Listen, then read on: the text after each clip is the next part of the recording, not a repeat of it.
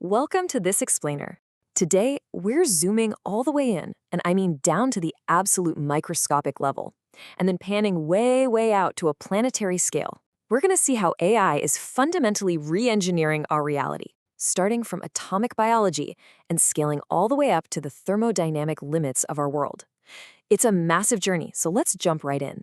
So let's kick things off by basically throwing out everything you thought you knew about biology. For the longest time, we've looked at biology as this chaotic, observational mystery, something we study but really struggle to actively control. But what happens when we stop just observing and start actually engineering? We're starting with the microscopic miracle of macromolecular orchestration. Picture this with stunning cinematic macrophotography, getting right down into the breathtakingly complex world of atomic coordinates. Because believe it or not, this is exactly where the AI revolution is sinking its teeth in today. Just look at how incredibly fast this technology is evolving. Back in 2018, AlphaFold 1 was basically just a deep learning experiment for predicting distances. By 2020, AlphaFold 2 figured out single-chain protein folding. But 2024, wow. AlphaFold 3 isn't just predicting anymore. It's a full-blown macromolecular engineering tool. It uses a multimolecular diffusion model to map exact atomic coordinates. It literally treats biological interactions as a predictable, programmable system. And what's truly mind-blowing here is the sheer scale of the leap this engineering mindset has given us.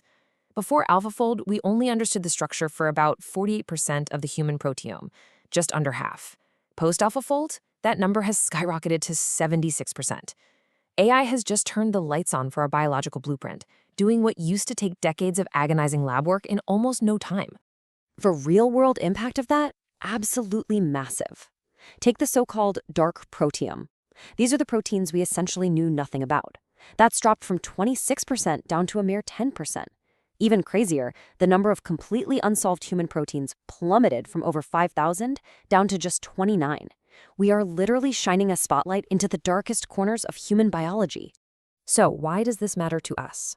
Well, by treating these hypercomplex biological interactions as a highly predictable system rather than a mystery, the practical, real-world applications are astonishing.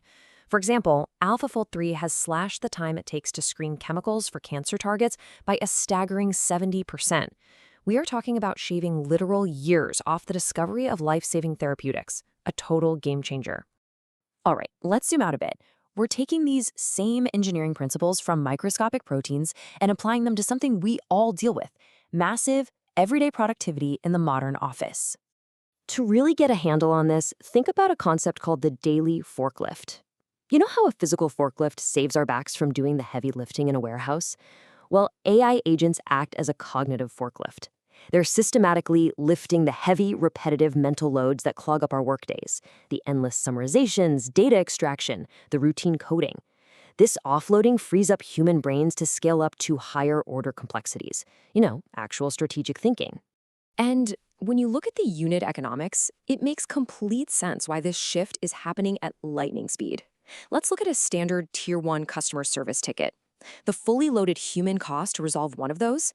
About $4.18.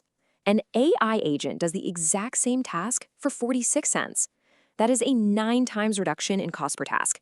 The economic incentive here is just impossible to ignore. But hey, it's not just about fielding basic customer service chats. Knowledge workers are actually the heaviest users deploying these autonomous agents. Look at this.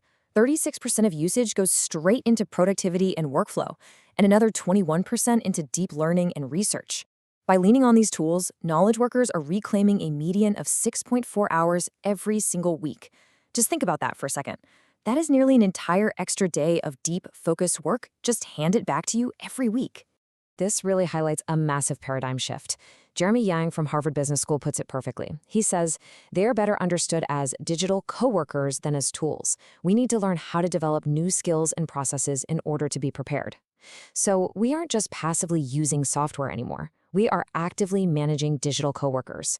We're shifting from being the producers of routine work to the directors who synthesize data, audit outputs, and really hit the gas on workflows. Okay, let's step out of the corporate office and into the classroom, because this predictive engineering is fundamentally upgrading how we learn and develop as humans too. For over 40 years, the education world has been totally haunted by Benjamin Bloom's 2 sigma problem. Now, research has consistently shown that personalized, one-on-one mastery tutoring is hands down the most effective way to learn. It improves student performance by 2 full standard deviations. The catch?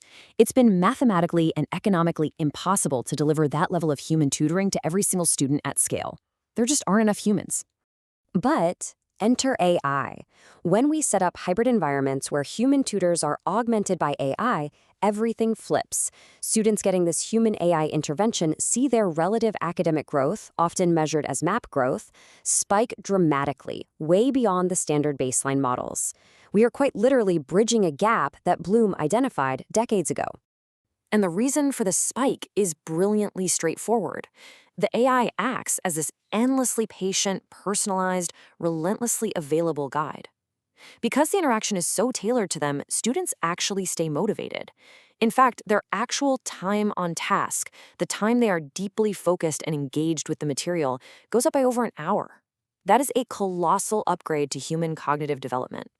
So if AI is doing all this heavy cognitive lifting in both the office and the classroom, what exactly does this mean for our global economy and, our jobs? To wrap our heads around this, we need to look at a classic economic principle called the Jevons paradox. Basically, it says that when you drastically drop the cost of a resource or a task, you don't actually reduce the demand for it. Instead, you unlock this massive latent demand. Because routine cognitive tasks are incredibly cheap to execute now, organizations can suddenly afford to tackle totally new projects, niche research, and expansive services that were just way too expensive to even consider before. And that creates a massive ripple effect throughout the physical economy. NVIDIA's CEO, Jensen Huang, hit the nail on the head here. He points out that building the massive physical infrastructure needed to support all this cognitive explosion is actually driving a historic manufacturing rebound. His take is that this tech is creating a wealth of new opportunities in skilled trades and manufacturing, and that the doomers telling young people AI will just destroy jobs are really missing the broader economic picture. Now we have to zoom out one last time all the way to the planetary scale to confront the absolute physical limits of sustaining this massive computational intelligence. See, all of this miraculous engineering, from predicting atomic biology to forecasting economic rebounds, generates an unbelievable amount of waste heat. And that heat is crashing headfirst into what we call a thermodynamic compute bottleneck. If data centers keep gobbling up massive percentages of our power grids and water supplies just to keep the servers cool, this entire AI revolution is going to physically stall out. So to survive this bottleneck, the industry is having to get incredibly creative, pushing into some truly radical extreme environments. We're talking things like Project Natick, where they are literally dropping server pods filled with dry nitrogen straight to the ocean floor to achieve this incredible 8-fold reliability. We're seeing AI waste heat pumped into Arctic cities to warm municipal homes. And, sounding like something straight out of sci-fi, engineers are even conceptualizing orbital space data centers, swarms of laser-linked silver dragonflies designed to radiate heat directly into the absolute vacuum of space. It's wild. So, I'll leave you with this thought to chew on. As we re-engineer our reality from the tiny proteins in our bodies to the macroeconomics of our global society, we clearly have the computational mind to solve our greatest mysteries. But do we have the planetary thermodynamic physics required to actually power it? Thank you so much for joining me on this explainer. Keep questioning the systems around you, and I'll catch you next time.